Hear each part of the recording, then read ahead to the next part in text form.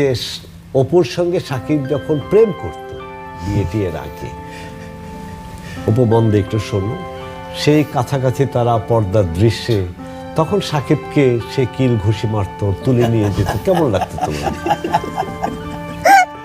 আসলে এটা যেহেতু সিনেমা, সো আমি তো জানতামই। এবং আজকে শাকিব খানও এটা বলবে, আজকে শাকিব হয়তো যুক্ত হলে বা থাকলে ভালো লাগতো।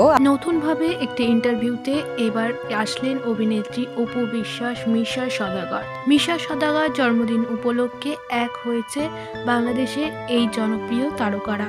একসঙ্গে প্রচুর মুভি করেছে শাকিব, মিশা সওদাগর ও অপু বিশ্বাস। আর যেই সিনেমায় তারা করতো সেই সিনেমায় নাকি একটা সময় হিট হতো।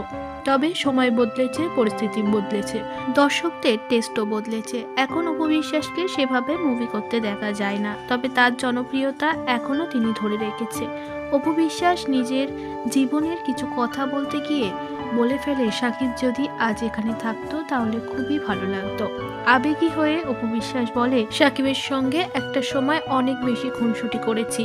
আমরা খাওয়া নিয়ে চ্যালেঞ্জ করতাম এবং কে বেশি খেতে পারত সেটাও দেখতাম। মিশা সওদাগর ও শাকিব খানের সঙ্গে নাকি খাওয়ার রেস হতো, আর যেটা এনজয় করতো বসে বসে অপু বিশ্বাস। এই ইন্টারভিউতে তাকে পুরনো স্মৃতিতে ভাসতে দেখা যায়।